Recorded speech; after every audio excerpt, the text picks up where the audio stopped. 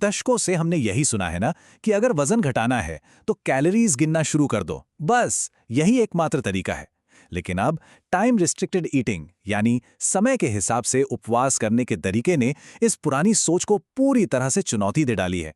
इस डेटा आधारित एक्सप्लेनर में आपका स्वागत है।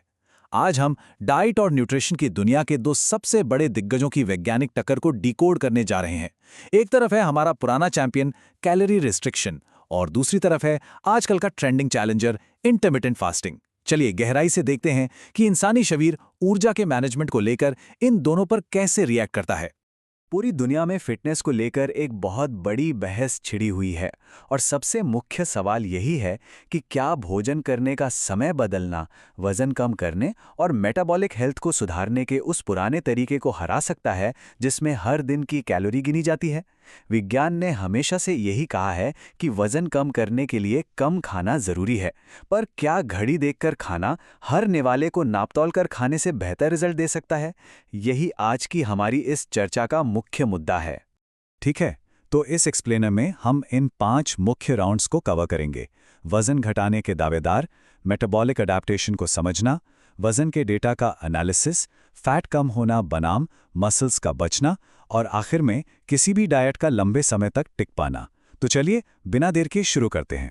भाग 1, द वेट लॉस कंटेंडर्स, यानी वजन घटाने के दोनों दावेदारों को करीब से समझते हैं। देखिए, इन दोनों रणनीतियों के बुनियादी नियम एक दूसरे से बिल्कुल अलग हैं। कैलोरी रिस्ट्रिक्शन या जिसे हम सीआर कहते हैं, उसकी एक ही डिमांड है, लगातार हर एक दिन अपनी ज़रूरत से कम ऊर्जा लेना। इसका सीधा सा मतलब है कि हर मील, हर स्नैक और हर निवाले का हिसाब रखना। सच कहें तो रोज़मर्रा की ज़िंदगी में ये मानसिक रूप से काफ़ी थका देने वाला काम हो सकता है। वहीं दूसरी तरफ इंटरमिटेंट फास्टिंग यानी आईएफ अपना पूरा फोकस क्या खाना है से हटाकर कब खाना है पर शिफ्ट कर देती है।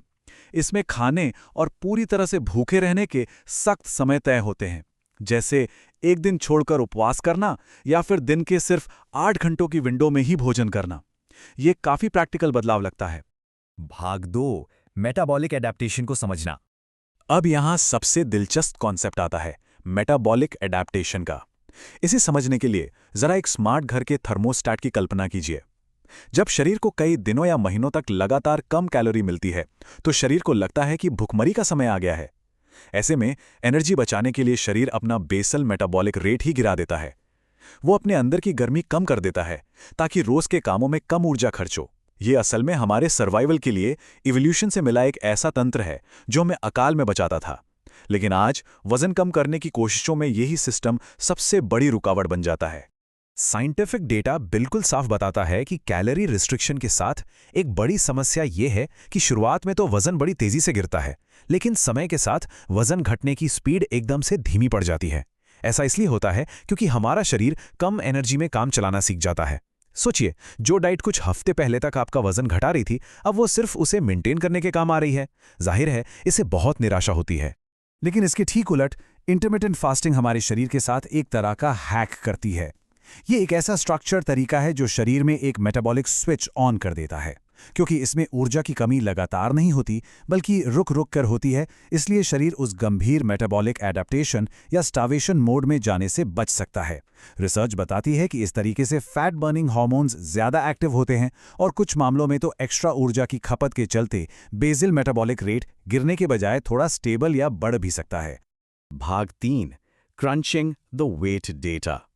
चलिए अब सीधे आंकड़ों की बात करते हैं। ये 1.29 किलो का आंकड़ा जरा ध्यान से देखिए। ये कोई मामूली अंतर नहीं है।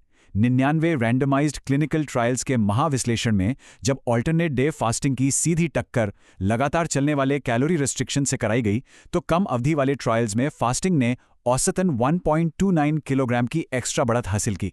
मतलब बिल्कुल समान मेहनत करने के बावजूद उपवास वाले तरीके ने पारंपरिक तरीके को वजन घटाने के मामले में साफ तौर पर पछाड़ दिया। अगर हम इस टेबल के आंकड़ों को देखें तो हर फास्टिंग स्टाइल का असर बिल्कुल अलग अलग नजर आता है।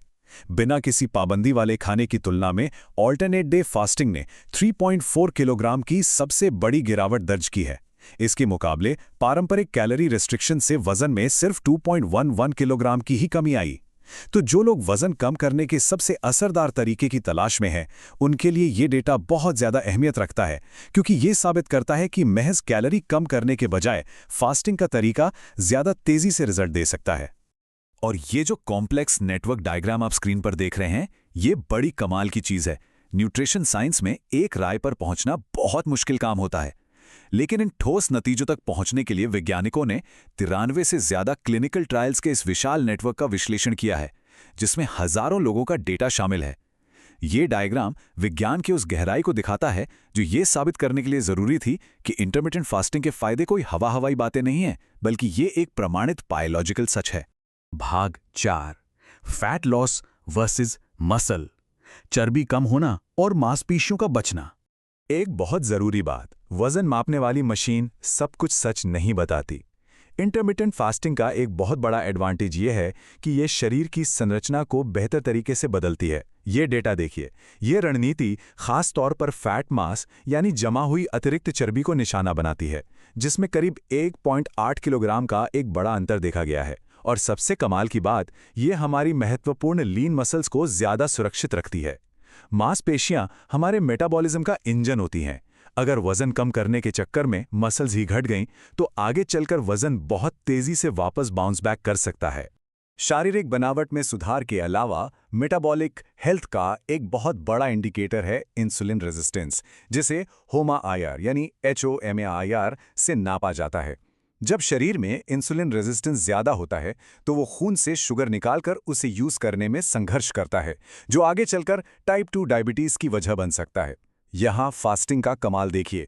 आंकड़े बताते हैं कि इंटरमिटेंट फास्टिंग इस रेजिस्टेंस को सुधारने में बहुत ज्यादा असरदार है। ये शरीर को ऊर्जा के इस्तेमाल के प्रति फिर से सेंसिटिव और एफिशिएंट बना देती है। भाग 5, adherence and long term success, यानी नियम का पालन और लंबे समय तक सफलता। अब यहाँ कहानी में एक बड़ा ट्विस्ट आता है, जो किसी भी डाइट की असली सच्चाई बयां करता है। ये डोनट चार्ट देखिए। डाइट को बीच में हार मानकर छोड़ देने वालों की संख्या यानी ड्रॉप आउट रेट 65% तक जाती है। ये बात साबित करती है कि कागज पर या लैब में जो डाइट बहुत अच्छी लगती है, उसे रोजमर्रा की असल जिंदगी में फॉलो करना एक बिल्कुल अलग ही चुनौती है। चाहे हरने वाले की कैलोरी गिनना हो या घंटों तक भूखे रहना, दोनों में से कोई भी तरीका लंबे समय के लिए जादुई रूप से आसान नहीं है। रियल वर्ल्ड मोबाइल ऐप का डेटा तो तस्वीर को और भी ज्यादा साफ कर देता है। कुछ फास्टिंग प्रोग्राम्स में 1 साल यानी 52 हफ्तों के बाद उस डाइट पर टिके रहने वालों का रेट गिरकर महज 2.1% रह गया। अब लोग डाइट क्यों छोड़ देते हैं? क्योंकि सोशल लाइफ, दोस्तों के साथ पार्टी, अनियंत्रित भूख और लगातार कुछ पाबंदियों के साथ जीने की जो मनोवैज्ञानिक थकान होती है, वो भारी पड़ जाती है। इसलिए किसी भी साइंटिफिक फायदे से बड़ा सवाल यह है कि क्या जीवन भर एक सख्त नियम का पालन किया जा सकता है? तो फिर फाइनल वर्डिक्ट क्या है? विजेता कौन है? असल में विज्ञान हमें बताता है कि इंटरमिटेंट फास्टिंग के पास बेहतर इंसुलिन सेंसिटिविटी और तेजी से फैट बर्न करने जैसे कुछ शानदार मेटाबॉलिक फायदे जरूर हैं। शॉर्ट टर्म वजन घटाने के आंकड़ों में भी ऑल्टरनेट डे फास्टिंग ने कैलोरी रेस्ट्रिक्शन को पीछे छोड़ दिया है। लेकिन सच ये भी है कि दोनों ही रणनीतियां अत्यधिक प्रभावी हैं, बशर्ते उन पर टिका रहा जाए।